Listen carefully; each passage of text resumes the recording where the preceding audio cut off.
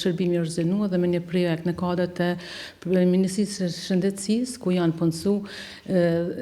6 mjekë të kujdesit paliativ, janë 2 fizioterapeutë, si dhe një psikologe klinike. Gjithë kjo ekip ju ka shtu të stafit të shërbimit të mjekimit shtëpiak. Shërbimi i mjekimit shtëpiak ekziston që nga viti 1986, ka funksionu me një staf shumë të vogël deri në vitin 1992. Në vitin 1992, kur janë mbyllur gjitha institucionet shtetërore nga regjimi i atëhershëm, edhe shërbimi i mjekimit shtëpiak ka pasur atë fat. Ka pasur disa kriza,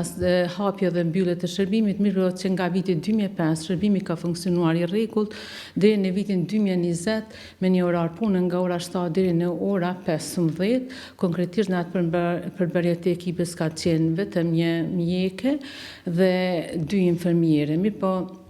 që nga viti 2020, kur ka qenë dhe periudha pandemisë, shërbimi është zgjeruar edhe me mjek tjerë dhe ka filluar të punoj me 2 ekipe, nga ora 7 deri në ora 13 dhe nga ora 13 deri në ora 19, konkretisht me 2 orare punë 7-13 dhe 13-19 me nga 2 ekipe. Ajo që vjen të theksohet se që nga marsi i vitit 2022, shërbimi ka filluar të punoj edhe ditëve të fundjavës, edhe ditëve të festave. Konkretisht shërbimi tani punon 7 ditë javë me orar punë 7 deri në ora 19. Natyra e punës së shërbimit të mjekimit shtëpiak dallon nga shërbimet edhe nga puna që ofrohet në qendrat të mjekësisë familjare, sepse ne parimin bazë të këtij shërbimi kemi, i cili është paaftësi e pacientit për me marrë shërbimin në qendrat të mjekësisë familjare. Konkretisht ne ofrojmë shërbime gjithë atyre pacientëve të cilët për çfarë arsye shëndetësore nuk mund të vizitojnë as qendrën më të afërt të mjekësisë familjare, do të thotë janë kategoria e moshës mbi 65 vjet, apo pacientat edhe me mosha të reja mirë, por që kanë probleme të ndryshme, të cilët në përgjithësi janë pacientat të palëvizshëm,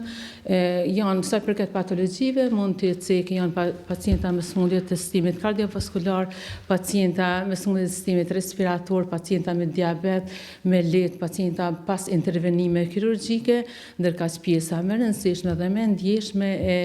e pacientëve tanë janë pacientat me sëmundje malinje,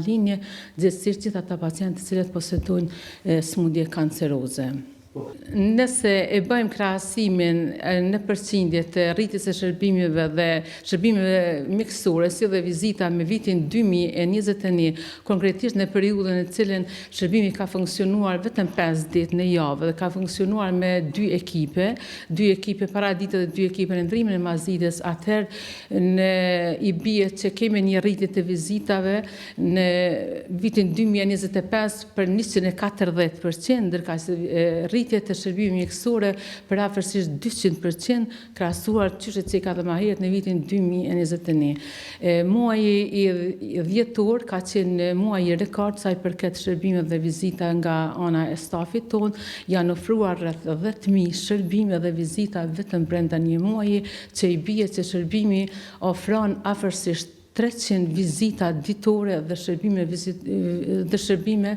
brenda një orari dëmëtorsh në për shtëpia të pacientave. Në kuadër të këtyre shërbimeve llogaritën gjitha ato shërbime të cilat bëhen edhe në qendrat e mjekësisë familjare, mirë por që stafi i bën në për shtëpi, janë ekzaminimet rutinore që bëhen, matja e tensionit, glikemisë, saturimet me oksigjen, dhënia terapisë intramuskulare, intravenoze, subkutane, këshillime sa i përket përdorimit të oksigjenoterapisë, sa i përket inhalimit e tjera, ndërka që pjesa më e rëndësishme e jona është edhe edukimi i pacientëve dhe familjarëve të tyre sa i përket edhe marrjes së terapisë, sa i përket edhe këshilla rreth aktivitetit fizik, nëse këta pacient kanë mundësi të lëvizin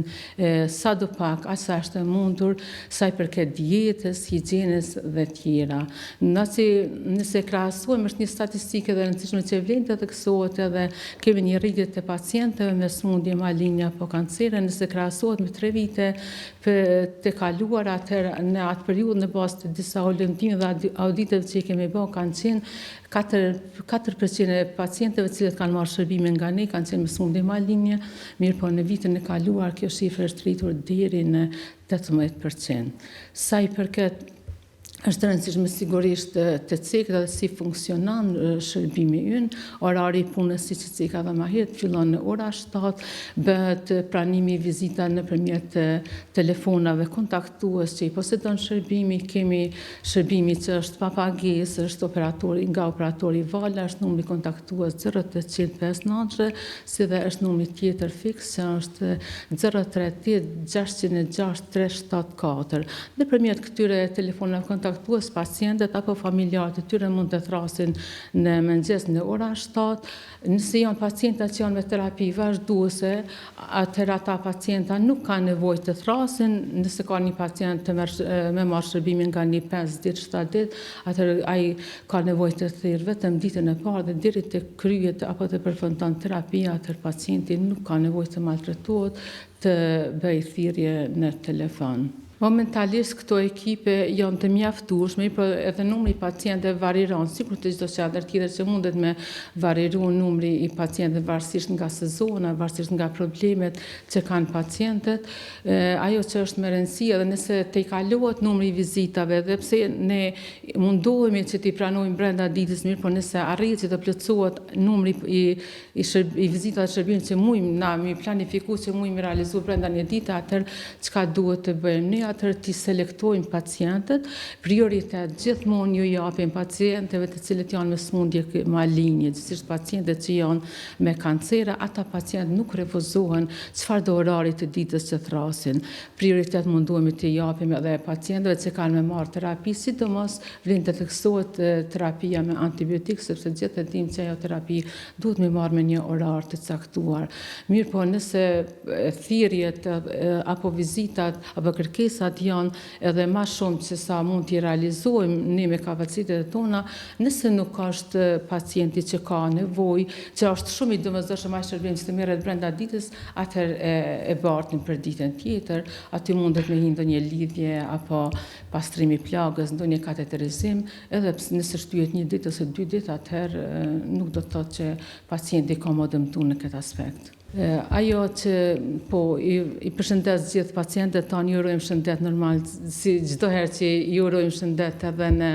gjatë vizitës tonë për shtëpia, vlen ajo thjesht më përmend që na nuk kemi shërbim urgjent, na nuk ofrojmë shërbime urgjente. Për shërbime urgjente është numri 194, konkretisht është urgjenca e qytetit, edhe pse ne munduemi të selektojmë pacientët edhe gjatë dispeceria nëse e merr, kur gjatë marrjes së një vizite shtëpiake gjithmonë e pyet ajo për arsye pse ka thirr ai pacient, a ka nevojë për ndonjë urgjencë, a është lidhje apo pastrim apo ka nevojë për një shërbim tjetër. Atëherë nëse pacientat apo familjarët e tyre e shohin që pacienti nuk ka mundësi që të pres, atëherë është mirë që drejt të orientohet në shërbimin e urgjencës, mos të humb kohë me thirrje në shërbimin e mjekimit shtëpiak, sepse ne nuk kemi as ekipi për raste urgjente, nuk kemi as të trajnuar për raste urgjente dhe nuk kemi as aparaturë për raste urgjente.